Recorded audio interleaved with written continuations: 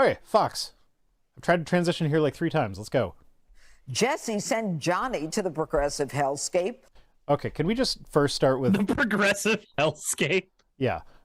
Progressive hellscape. It's Seattle. I just kind of... I think it just sounds infantile, the opening of that. Like, Jesse sent Johnny. It's like Jesse and Johnny. Get real fucking names. Like, I don't know what... Like, what's... Get real. Go to the name store and get a better one. Just call him John. What adult goes by Johnny? It's... So I do have to intervene on this just for a second. So people freak out about crime rates in cities, right? Yeah. But you would expect crime to be higher naturally in places that are more population dense, right? Mm-hmm. Yeah. Because there would be more people to commit more crime. Yeah. So then wouldn't it just make sense by nature of there being more people that there's going to be more crime regardless of if it's Democratic or Republican controlled? Mm-hmm. Except when you look at per capita, the highest crime rates are mostly in red states. Well, there you go. So, but I mean, just being like on a per city basis, it just seems like a really weird thing for people to fixate on. These Democratic cities, what is it? Is it the Democrats that's the problem? I don't think it's them. No, that's just what happens when people get together. But yeah, no, it's they have to paint the Democrats in a bad light no matter what, because that's just how they roll. But yeah, anyway, let's like get to the actual fun bit of this video, where residents mocked the idea that the city is spiraling out of control. I've never seen any crime in Seattle. I've never seen any of it. Okay, so she starts by saying they're mocking it. Now the lady who's coming up mocks the shit out of them. This guy's just like, no, I've never seen crime. That's not mocking. That's just saying I've never seen crime. Like, that's just going like, I haven't seen it happen. If you're going to lead into it by saying they're mocking the idea that there's crime, maybe put that guy in a different slot. Like the guy that's obviously not mocking them. Just some tips for you, Fox. Just some tips. I've seen fun and laughter and fun. I don't believe that number. She's the People, they're, getting robbed out here, carjacked. I've never heard of anyone getting robbed. Crime is a social issue that could be solved by giving people their basic needs. Amen! Yes! Exactly! Amen! Imagine, do you know how often we have crime, like how often murder is related to there being a theft somewhere or somebody having to be like part of a drug ring, which is because of financial issues they find themselves in. Yeah, like a lot of times it's crimes of desperation. Mm-hmm. Like, why do people break into a house to steal things for money for drugs that they have no way of getting help with? Because if they go for help, they're going to get thrown in jail for being on drugs. Yeah, like you look at most common crimes that are perpetrated all the time. Theft, violence, murder. If you look at the situations around each and every one of those, 9 times out of 10, there is some economic stimuli that is responsible, or at least partially responsible, for those actions. Yeah. Yeah. Like, well, most people, I believe that most people are basically decent people. So if their basic needs are met, they are not going to resort to a life of crime. My partner just shut the sound dampening curtain in the office. I shouted amen a little too loudly. Oh, was she allergic to the amen? Well, my daughter's doing dishes right now.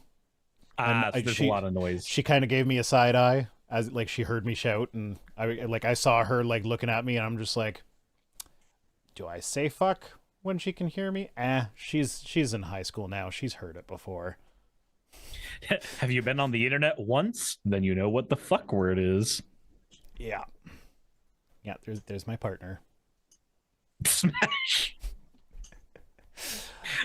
Jesus Christ. She always pops into my streams to say that once.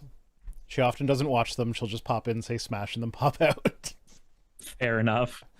All right, but on the lady in the green, like, so last person made a fantastic point.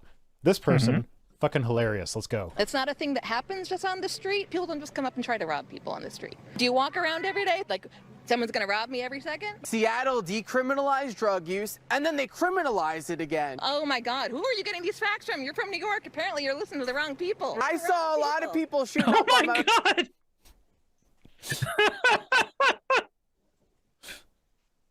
That's not even the best Jesus. part. That's not even the best part. We haven't gotten there yet. Let's rewind a little. Oh. Yeah. Apparently you're listening to the wrong people. I saw a lot of people shooting up on my way down here. Oh, did you? Okay. And they were bothering you?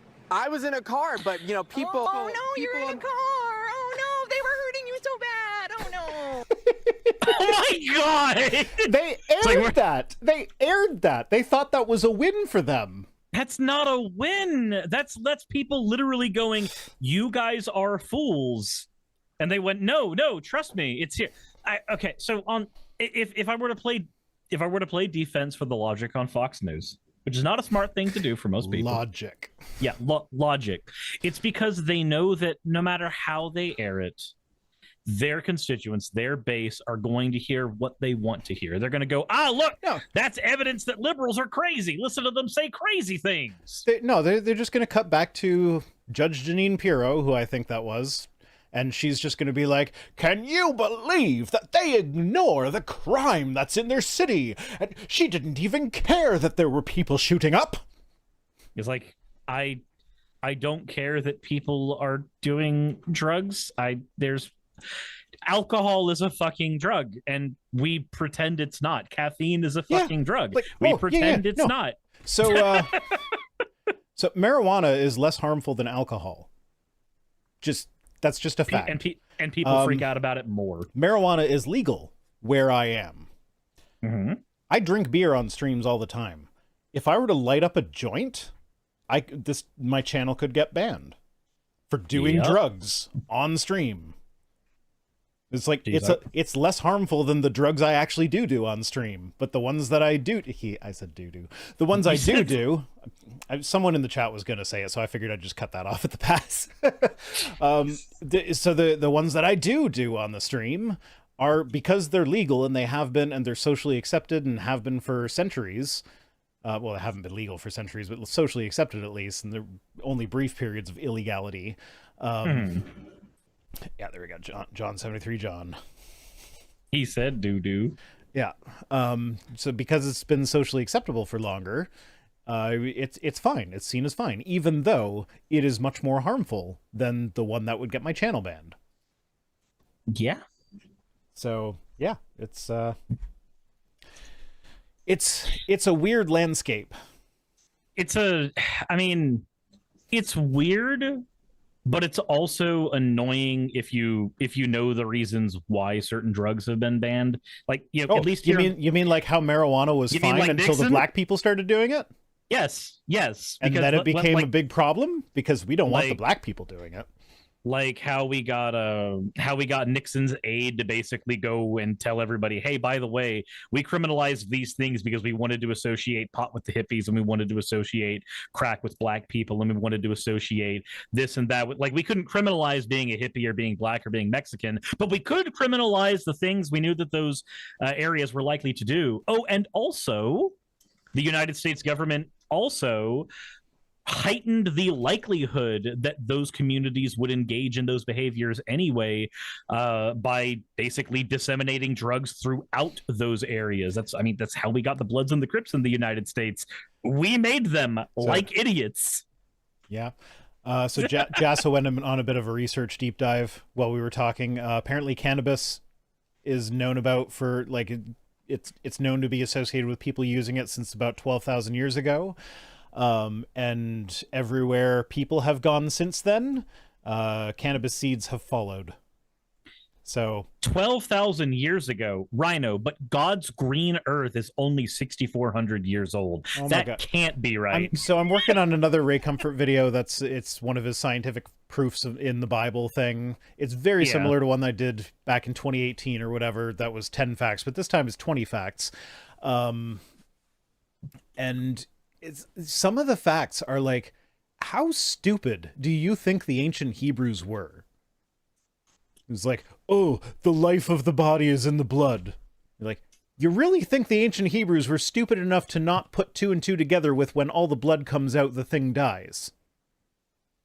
Imagine killing an animal, noticing that its blood looks awfully similar to the same blood coursing through your veins, and then going, they were a warmongering tribe, killing another person, seeing the blood come out and be like, hey, when I poke this person and all the red stuff comes out, that person's not doing too well after he's out of red stuff.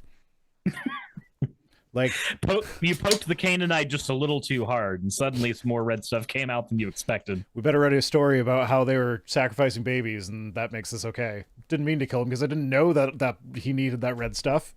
It's okay that they sacrificed the babies, though. It's okay because the kids they're gonna go to heaven now because some of us believe in the age of accountability and some of us don't. ? And then another one is. So you know how an atheist argument against young Earth creationism is often God created plants before he created the sun, and that doesn't make any sense.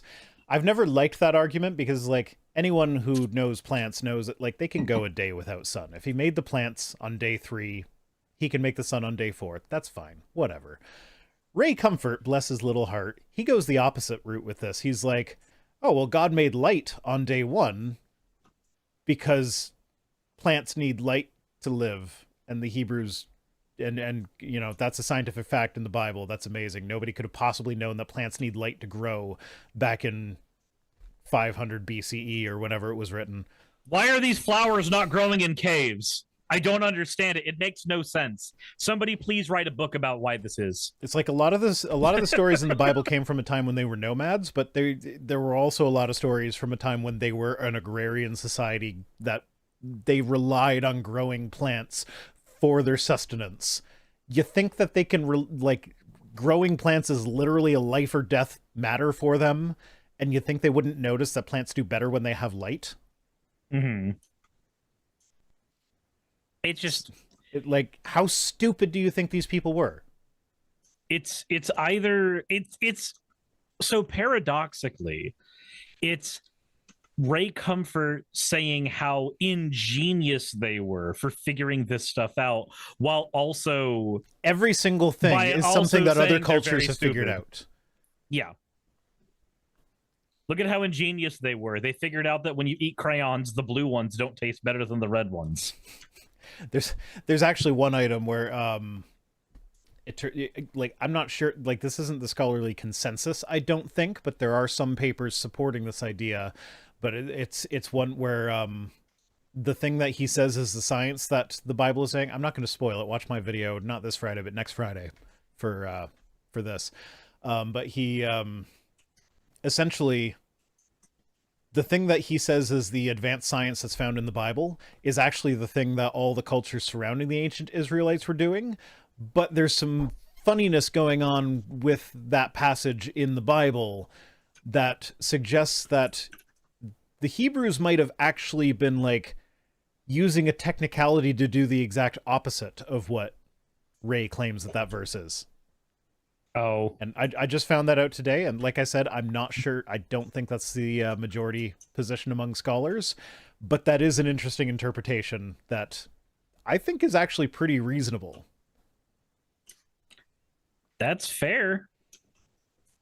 At the end of the day, we can just come to one consensus together, though. Ray's a fucking idiot. That he is. Like, he is. I basically get the used car salesman vibe from him anytime I watch anything from Living Water Ministries. Oh yeah. Yeah, he's one of these guys that's very good at coming across as very personable.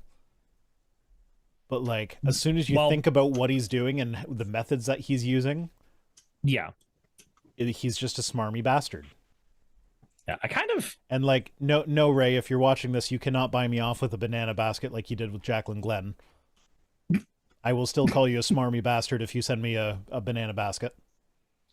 I didn't know about that. What? Oh, you didn't know about that? No!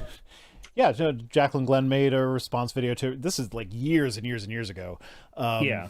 She made a response video to him or whatever, and she was very, very harsh. And, like, not kind at all. And he responded to that by sending her a fruit basket with mostly bananas. And then she made a video being like, oh, that was so sweet. I totally didn't expect that, especially not after how mean I was. And then, like, she agreed to, like, actually do, like, an interview with him at that point. and then he turned it into one of his stupid movies. Yeah. And then something happened with plagiarism or something, so I don't know. There's so much. There's so much lore. Oh, yeah, that's right. No, Ray did send a fruit basket to Hannah and Jake as well, because there's a copyright thing going on, but that was after they had their copyright thing with the Cristiano brothers, and so they already had the experience, so they're like, oh, Ray, you don't want to fuck with us now. It's like, we know how it works now. You don't fuck with us. But, yeah, he sent them a fruit basket, so, like... Yeah, no, he can't buy me off with a fruit basket. He'll still be a smarmy bastard even if he sends me fruit. There's so much lore about I'm not going to call him a person. I'm going to call him a character. Because let's be honest, at this point, he's a character. There's so much lore about the character of Ray Comfort that I just do not know right now, and I'm perfectly fine not knowing. Okay, I'll stop telling you things then. Oh no, you're fine to tell me. It's like, I'm perfectly fine learning about them, but I'm never going to go, like, delve through the annals of deep Ray Comfort lore. Did you know he got that Eli Bosnick licked him at ReasonCon? No. Yeah. Wait, licked his face. Licked his face. But why? Because he's Eli Bosnick. That's the kind of thing that Eli Bosnick does. You know what? Actually, that's the kind of thing that old Eli Bosnick... I don't think modern Eli Bosnick would actually do that. He's kind of settled down a bit in recent years. I don't actually know who Eli Bosnick is. You know the God Awful Movies podcast? Yes. He's the guy that is always making jokes about, like, fucking Phyllis Schlafly's corpse. Oh, okay. It was that thing where I was like, yeah, I know of that thing. I don't know the names associated with that thing. Oh, okay, I understand the thing now. Okay, anyway, we should probably get into the news item. You remember how I said I like, oh yeah, I know you've had a rough week, so I picked a few fewer tweets than normal so we could finish up early. And now it's been half an hour and we haven't even done the first of 3 news items. So I thought the Fox News one was a news item. No, that was a bonus.